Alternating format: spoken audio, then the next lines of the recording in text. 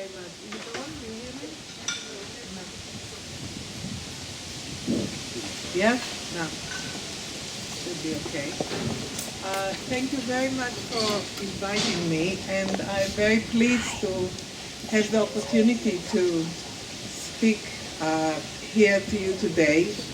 But as I told Boris and the others, I believe in conversation rather than just in monologues.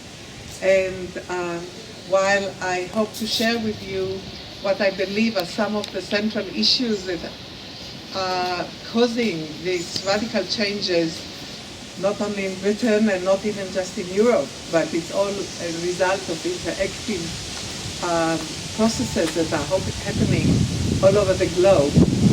I hope that you'll be able to take part in the conversation, telling me what is happening now here, specifically in Austria, because we're from afar. We were also following with some anxieties about what is happening here, and also we want. I hope to be able to explain more the local as well as the more generic conditions of this development. Now, I'm going to start to talk about maybe the second slide, about in the context of the rise of the European, but really this is an image I got about the rise of the European right, but there is a right, the rise in the right all over the world.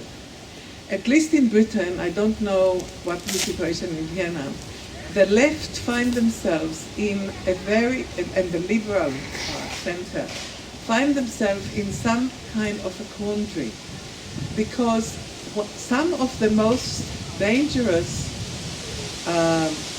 right-wing extremist movements grow all over the world, and if they are criticized, very often people who criticize them are accused with racism or Islamophobia or things like that. In a way, these kind of accusations are themselves a result of a racist homogenization of all Muslims, of all blacks, of all southern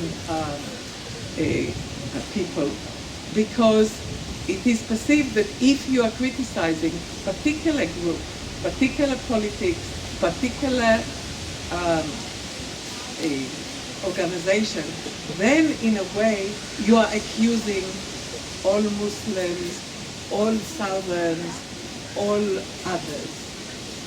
And in a way, one of the things that we have to develop is a differentiation within our language between people and ideologies, between anti-racism, which is focusing on the rights of people, rather than giving, as a result of misguided guilt feelings, legitimation to some of the ideologies that if they and when they happen nearer home, we recognize how dangerous they are.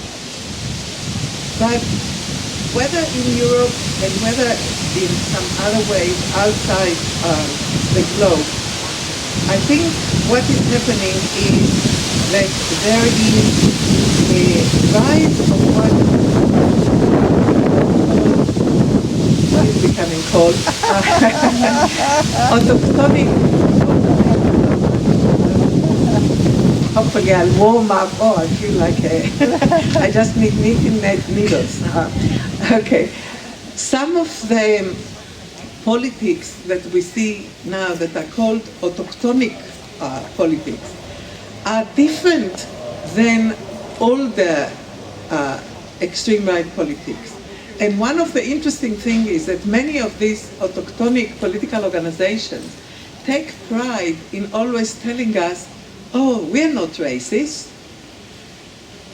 So how come they think they are not racist.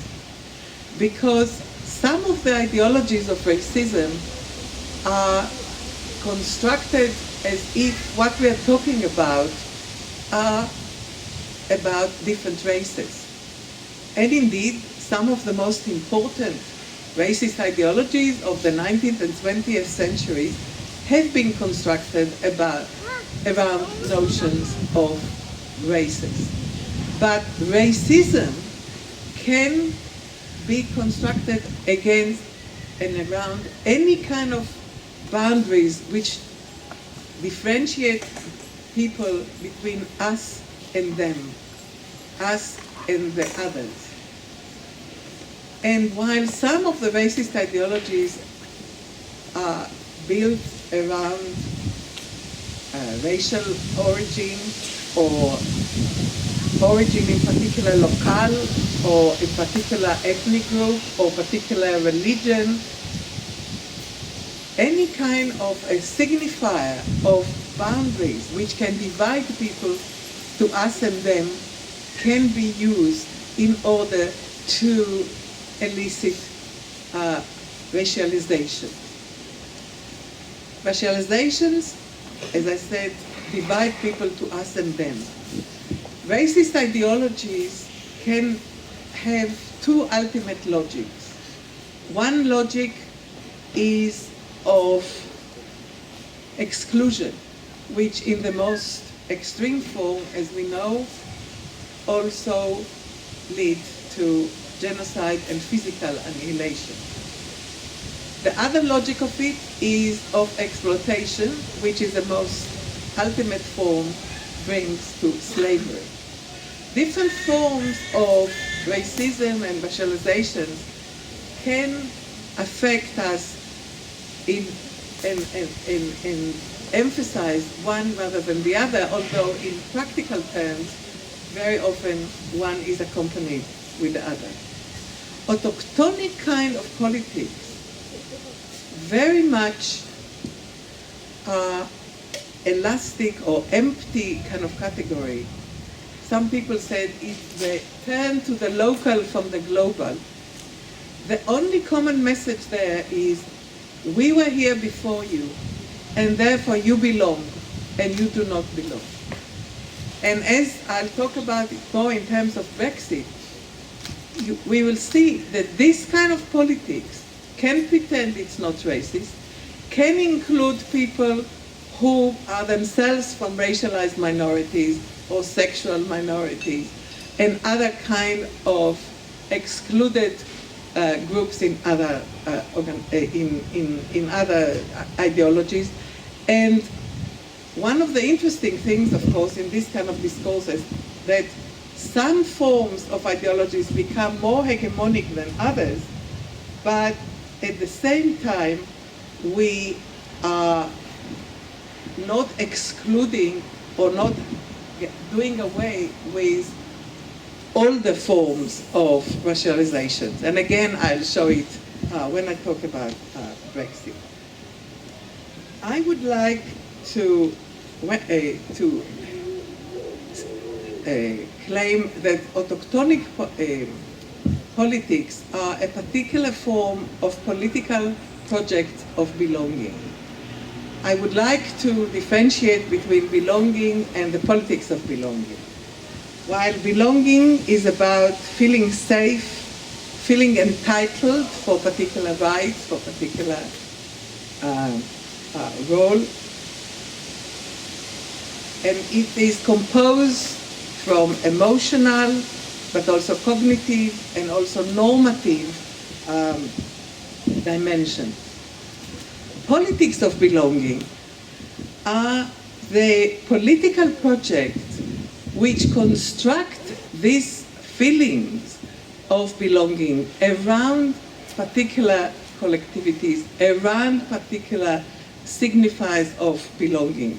So they construct the boundaries, they reproduce them, they maintain them, and of course they also contest them.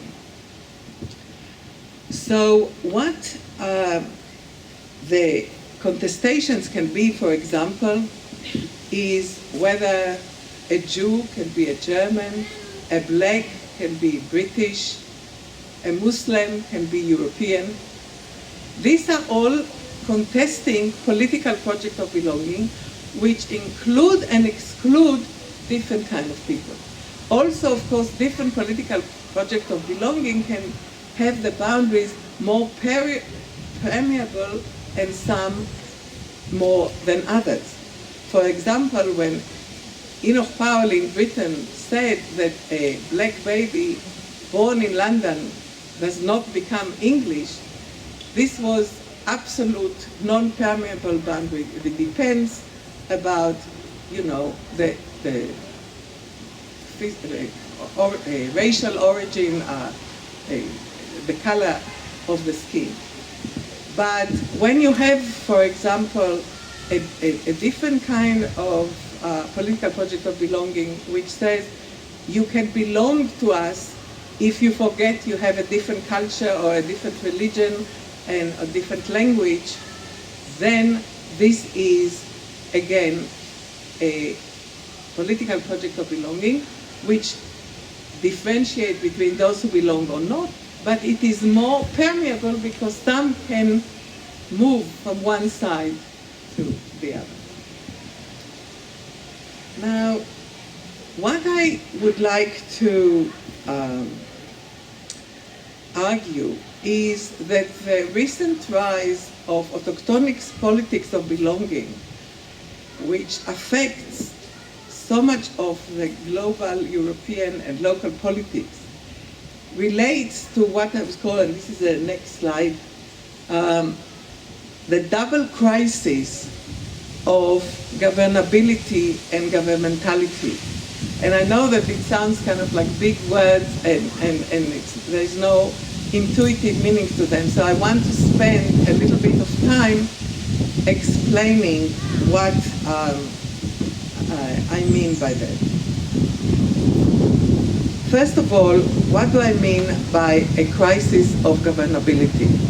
What I mean by that is that the extent and the form that governments can rule these days is different since the rise of neoliberal globalization.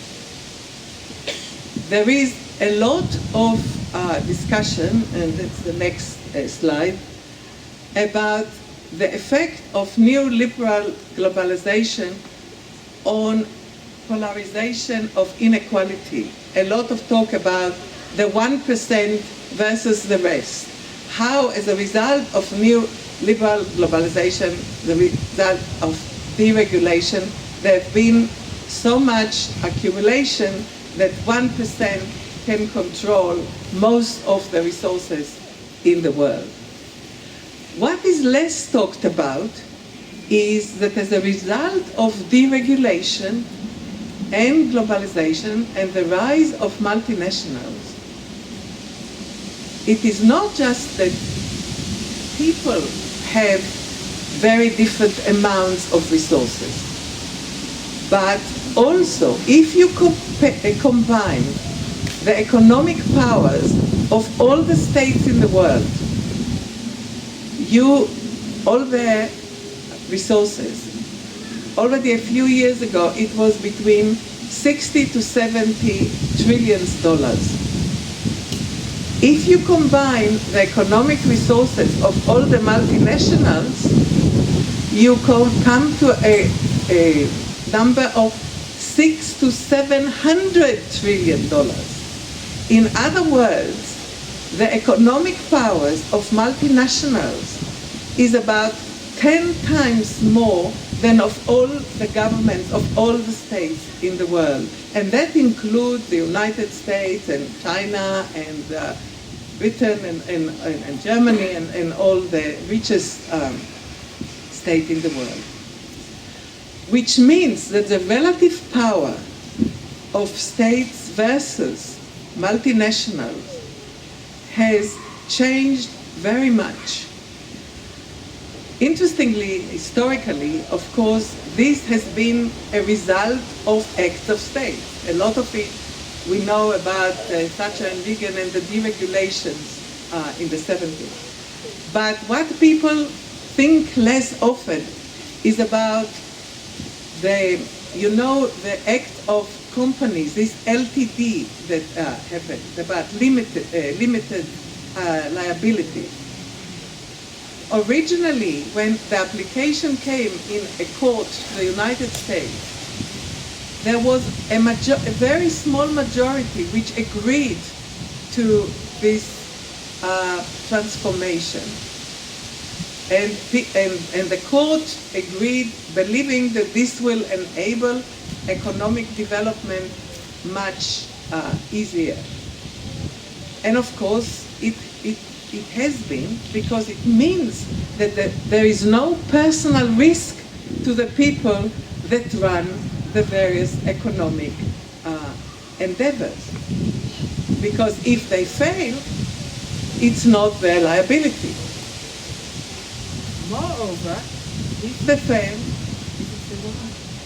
they fail and if there is changes in condition in the local market, for example, the workers organize, or there is a war, or there is something else, we are living in a time that Zygmunt Bauman called liquid modernity. Then they just move elsewhere and continue to develop and their own resources and their own richness, while the local people and the local government remain with all the cost of the destruction, whether it is human, whether it's ecological, environmental, or any other forms, and they have to bear the cost. Moreover, what has been happening as a result of this development and the government focus on attempting to attract and to retain these powerful companies in order to retain the economic activities in the different areas, we have a situation in which in the last decade or 2 decades, a very easy area in which the multinationals turn to get this surplus value has been the state itself, the welfare state. We have seen the privatization of more and more branches of the state in more and more states. I'm not sure about the state of affairs here in Austria. That's one of the things that I want to hear. But the situation in Britain and in many other countries has been that a lot of it was sort of like selling the silver of the collective silver of the state by privatization of many parts of the economy. More and more of them also go to companies which are not owned by the people who come from the same state.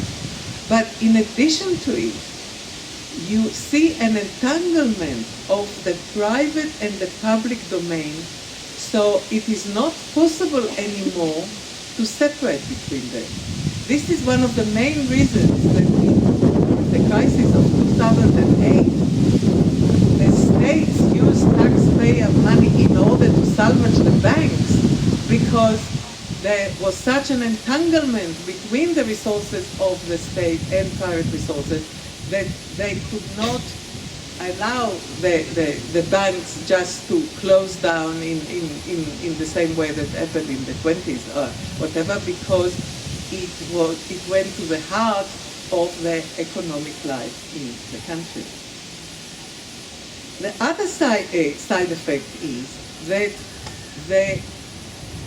the governing role of the state then is, instead of responding to the citizens' needs, is by interacting and regulating with these companies as well as with other transnational and supranational organizations like the World Bank, the IMF, and so on, while the legislative parts of the states become much less effective because, first of all, with the privatization of the state, they have less and less to do.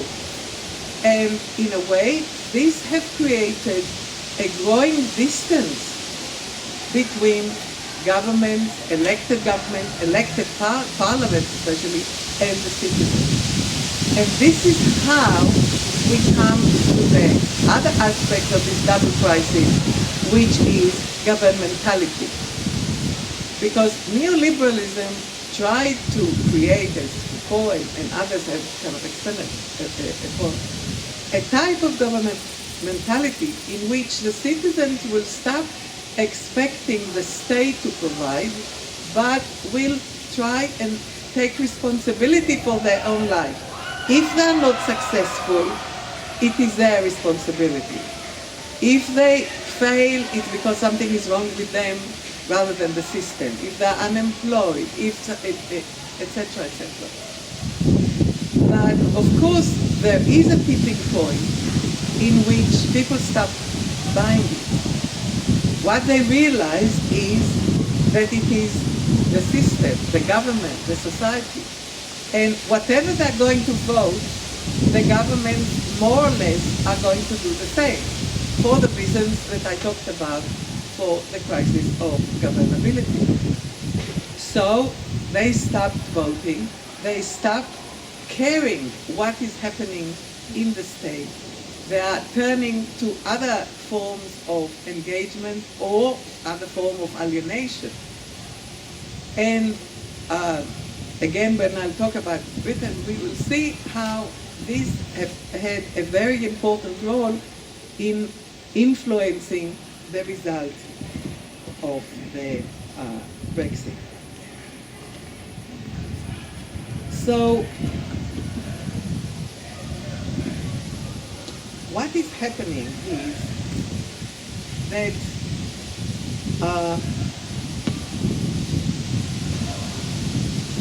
this kind of crisis, of course, is happening not just in Europe, and in some ways, because of affluent societies, the effects are much less sharper than others. But even within Europe, there is very sharp differentiation between different states. For example, there are states in which the average income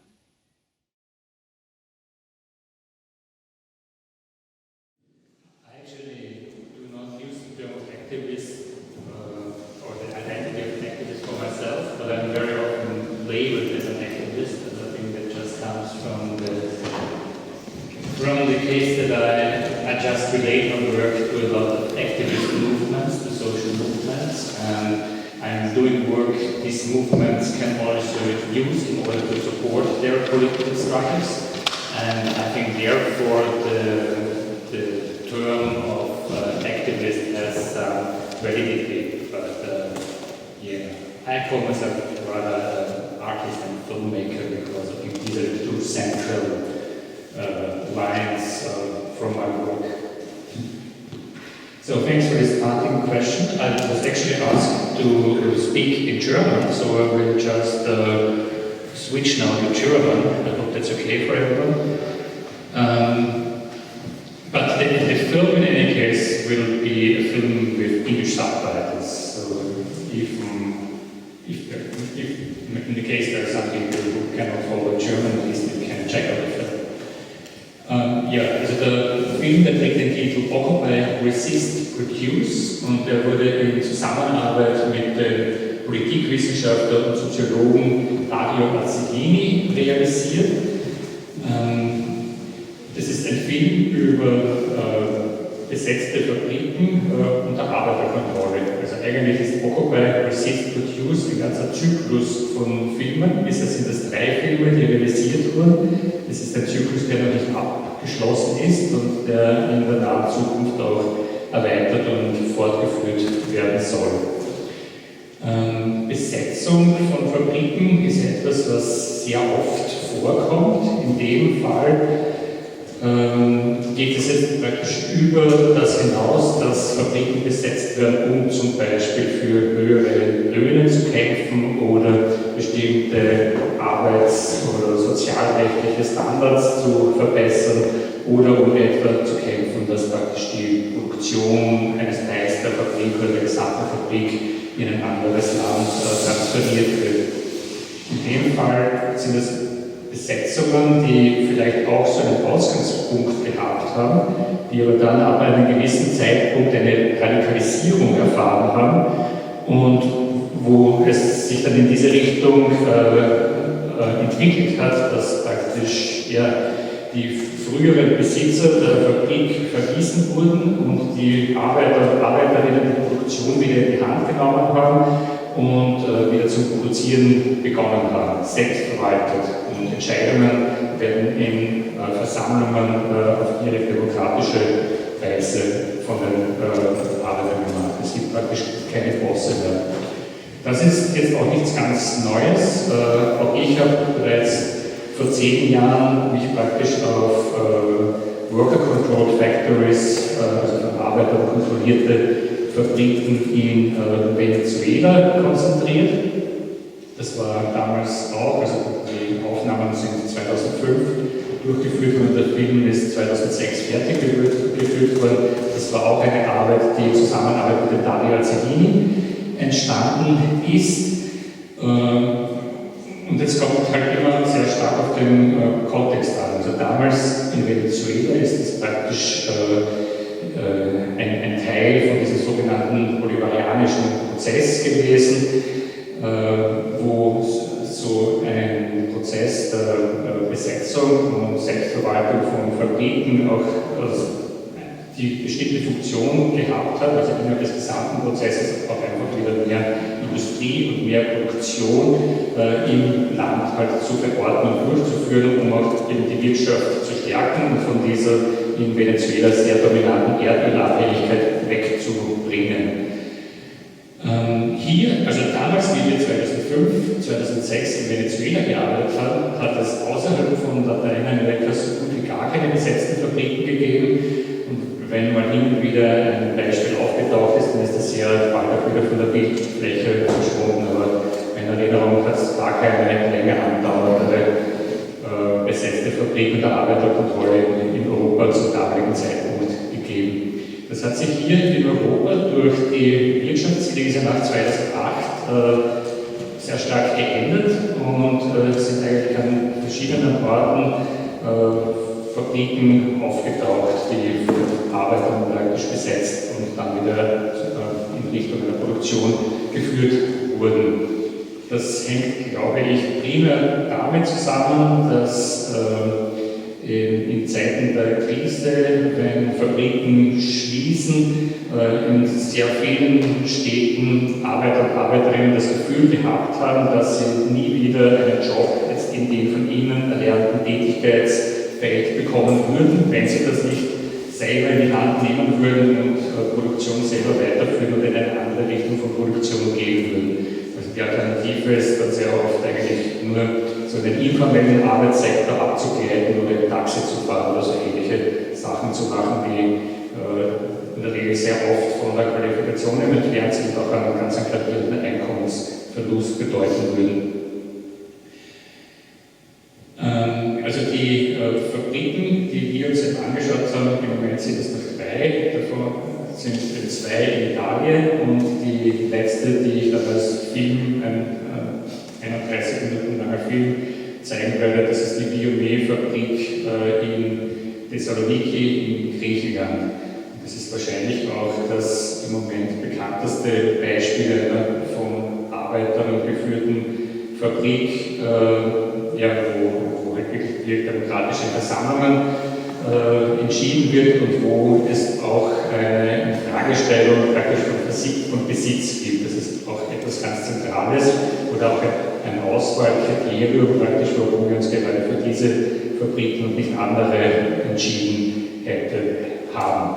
Also wenn man eine Fabrik jetzt besetzt in Europa, dann bewegt man sich auch nicht zum luftleeren Raum und muss eigentlich auch versuchen, einigermaßen so auf eine legale Ebene zu kommen, um zum Beispiel auch Zugang zu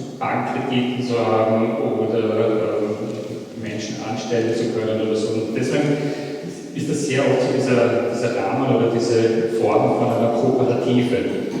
Und was bei diesen Fabriken ja darüber hinausgeht, also über so übliche Kooperativen, wo halt dann die Beteiligten an den Unternehmen mehr oder weniger auch Anteile an den Unternehmen besitzen, ist das in all den von uns fokussierten Fabriken so eben dieser private Besitz sehr stark hinterfragt wird. Und die Fabriken werden eher als eine Art von Commons gesehen, dass halt der Allgemeinheit gehört und dass jetzt in diesem Moment, wo das jetzt stattfindet, wo sie diese Ressourcen halt verwenden, um zu produzieren. Sehr oft sind diese besetzten Fabriken unter Arbeiterkontrolle auch sehr stark zurückgekoppelt und einbezogen in so die Nachbarschaften und sehr stark auch verwoben mit verschiedenen so sozialen Bewegungen.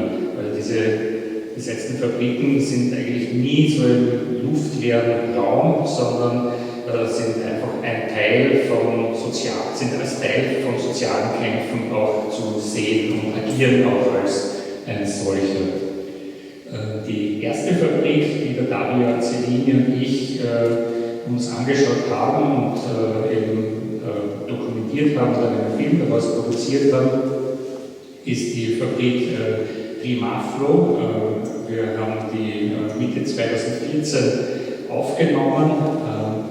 Primaflo ist aus einer Fabrik hervorgegangen, die früher Maflo hieß und die ein zentraler Zulieferer für Komponenten im Autobau waren.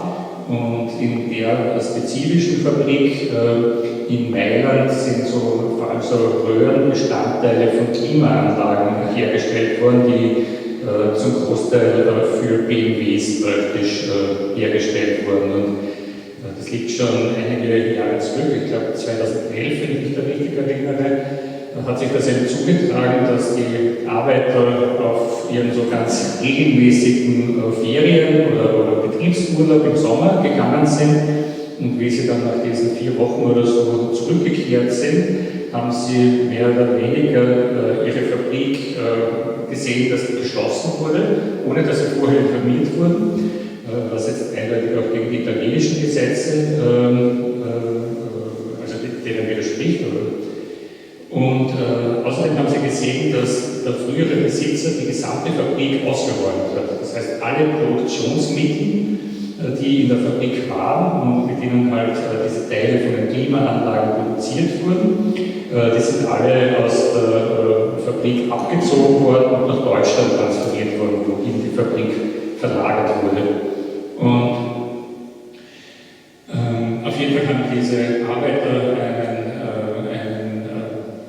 mehrere Monate und letztendlich mehrere Jahre andauernden Arbeitskampf geführt, wo es ganz unterschiedliche Arten der Involvierung und unterschiedliche Formen des Widerstandes zum Einsatz kamen. Letztendlich ist der Druck so erhöht worden, dass die Politik sich entschieden hat, da einen Finanzinvestor irgendwie zu finden, der da wieder praktisch die Fabrik zum Laufen kommt, aber das ist scheinbar auch irgendwie nicht gut genug gemacht und da hat man irgendwie so einen polnischen Investor gefunden, aber der war mehr daran interessiert, die Förderungen, die dabei gelaufen sind, irgendwie abzugreifen und hat sich irgendwie ganz genau an die Vorgaben gehalten, wann wie viele Leute noch in der Fabrik sein müssen und hat mehr oder weniger eine schrittweise Abwicklung der Fabrik betrieben und dann so über einen Zeitraum von 2 Jahren sich aller Arbeiter entledigt und über diesen Prozess wahrscheinlich sehr gut verdient. Letztendlich hat dann sobald ich das auch mitbekommen habe, dieser Arbeitskampf dann auch wieder mehr Kraft bekommen und schließlich haben 2012 die Arbeiter die Fabrik dann endgültig begonnen. Die sind dann so vor der Herausforderung gestanden, dass sie eigentlich eine gigantisch große Fabrik haben, also die besteht aus so 5 oder 6 Hallen, sehr, sehr großen Hallen. Und diese Fabrik von Abfall mal abgesehen eigentlich leer ist und keine Produktionsmittel sich in der Fabrik befinden. Und gerade so am Anfang so eines Prozesses einer Übernahme einer Fabrik hat man auch keinen Zugang zu Krediten oder so. Und über das besetzte Fabrik kann man einfach nicht zur Bank gehen und sagen, ich brauche 1,5 Million Euro oder 1 Million, um irgendwie die Maschinen zu kaufen und die Rohstoffe. Und deswegen hat sich so aus den langen Diskussionen ein Konzept herausentwickelt, das die Arbeiter als eine offene Fabrik bezeichnet haben. Und das hat bedeutet, dass sich die Fabrik praktisch für die umliegenden Gemeinden und auch Arbeiter von anderen Fabriken ihre Jobs verloren haben, geöffnet haben. Und sie haben also ich habe mal angefangen mit 10 bis 12 verschiedenen Dingen, die in der Fabrik dann stattgefunden haben, parallel zueinander, mit unterschiedlichen Besetzungen und sie auch mit Leuten, die von draußen einfach zusätzlich gekommen sind. Also zum Beispiel ist eine Bar implantiert worden, es ist ein Restaurant implantiert worden, es ist ein Fitnessraum implantiert worden, eine Probebühne für Konzerte, eine Konzertbühne. Es sind verschiedene Produkte mit ökologischen Nahrungsmitteln aus der Region hergestellt worden, halt eher so im kleineren Rahmen. Und das sind eben alles so Dinge, nicht zu vergessen ist, dass einer der größten Flohmärkte der Stadt mehr oder weniger dann in diese Fabrik hinein transferiert wurde. Alle diese Dinge, die da angeboten sind, sind jetzt relativ, sag mal so, kostengünstig gewesen, also gerade weil die Leute dort in der Region sehr oft auch langzeitarbeitslos waren oder Pensionisten mit sehr geringen Einkommen oder eben Arbeiter in den Nachbarschaftsfabriken, die ebenfalls ihre Jobs verloren haben. Und die haben sehr gern auf diese jetzt sehr kostengünstigen Angebote auch zurückgegriffen und deswegen hat das auch ganz gut funktioniert. Und dieser Zyklus von Filmen, die wir produzieren, die funktionieren eigentlich so von der Methode alle ähnlich. Also es gibt praktisch immer 2 unterschiedliche Kategorien von Material, das in den Filmen zu sehen ist. Einerseits wird die Versammlung als das zentrale Organ, in dem Entscheidungen hergestellt werden, dokumentiert. Was natürlich ganz einfach ist, weil das zum Teil auch Versammlungen sind, wo 40, 50 Leute oder so drinnen sind. Das heißt, wir haben da mit 3 Kameras gearbeitet und relativ viel Sound-Equipment, um das einigermaßen vom Technischen auch aufnehmen zu können.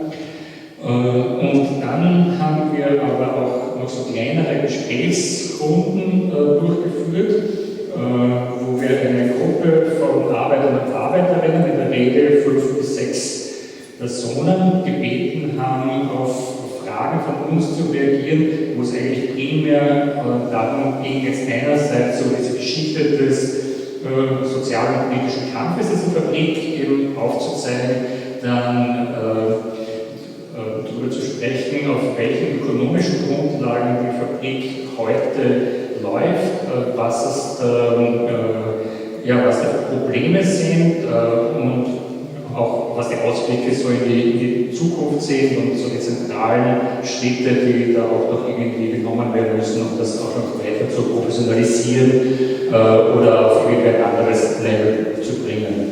Also bei dieser Fabrik, die ich jetzt kurz geschildert habe, in Mailand zum Beispiel, dieser Limafro-Fabrik, da besteht der große Wunsch, so ein Recycling- und Upcycling-Center oder eine Recycling- und Upcycling-Anlage in der Fabrik eben durchzuführen, weil das eben in Mailand sehr stark fehlt und in Italien generell.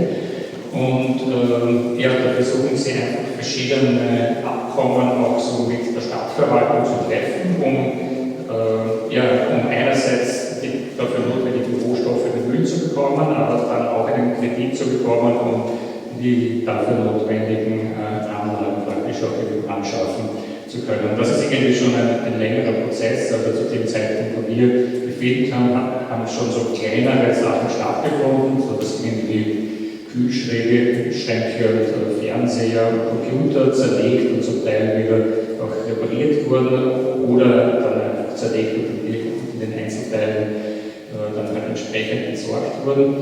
Aber die wollen es halt noch um einiges größer und auch professionalisierter aufziehen. Die zweite Fabrik des Zyklus Occupy, Resist, Produce haben wir ebenfalls in Italien aufgenommen, in Rom. Die Fabrik, die wir da aufgenommen haben, heißt Filmserie und die hat früher mal von Liegewegen die Wegen repariert, also im Innenbereich vor allem. Und nachdem die italienische Eisenbahn vor ein paar Jahren einmal entschieden hat, so den Betrieb von Schlaf- und Liegewegen ganz einzustellen und praktisch so auf Hochgeschwindigkeitszüge gesetzt hat, ist dann auch diese Fabrik oder diese Reparaturwerkstätte, die in so einer riesigen Fabrikshalle stattgefunden hat, überflüssig geworden und diese Firma ist mehr oder weniger in den Konkurs gegangen und die Arbeiter wurden alle gekündigt und diese Arbeiter haben sich eben auch organisiert, haben sich gegen diese Kündigung zur Wehr gesetzt und nachdem diese frühere Firma dort ohnehin nicht wusste, was man mit dem riesigen Gelände machen soll, haben sie das Gelände dann auf jeden Fall, in dem Fall ohne besonders viele Widerstände, einfach übernommen und haben die darauf befindlichen Werkstätten, das waren halt so Polstereien, Tischlereien, Webereien, Metallwerkstätten, mehr oder weniger alle übernommen und haben dann auch mit der Hilfe von Leuten, die von außen da noch dazugekommen sind, auch eine Kooperative gegründet und nehmen seitdem verschiedene Aufträge an. Wie wir dort waren, sind zum Beispiel gerade so designte Möbel für eine Bar, für ein Restaurant produziert worden und Bestuhlungen von irgendwelchen Stühlen repariert und ausgebessert worden. Aber das sind doch eine ganze Reihe Leute beschäftigt worden. Über lange Frist hat auch diese Fabrik so den Wunsch in diese Richtung Recycling und Upcycling-Anlagen zu gehen. Und die sind auch gerade in den Verhandlungen mit der Stadtregierung.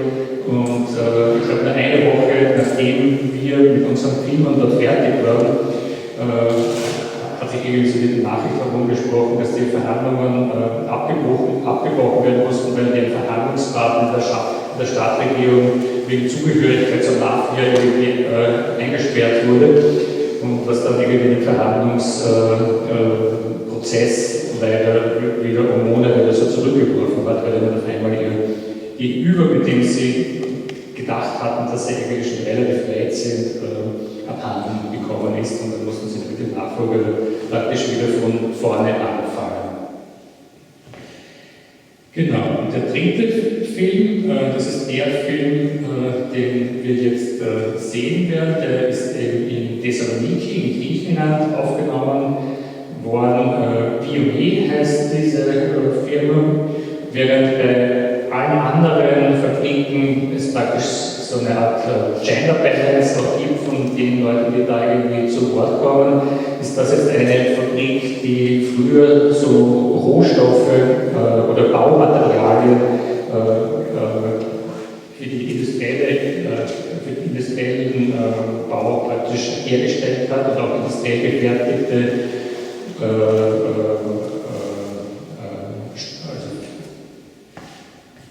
Stoffe, wie nennt man das, Klebstoffe, die im Bau verwendet werden. Damals waren praktisch nur Männer angestellt und inzwischen ist auch irgendwie eine Frau dabei, die war aber gerade nicht da zu dem Zeitpunkt, wo wir das aufgenommen haben. Aus dem Grund kommen irgendwie nur Männer zu Wort in dem Film. Weil ich würde jetzt gar nichts weiter über die Geschichte oder die Probleme oder die Art der Organisierung selber verlieren, weil das auch direkt dann in dem Film von den Arbeitern selber auch thematisiert wird und auch beschrieben wird. Ja, der Film dauert 30 Minuten.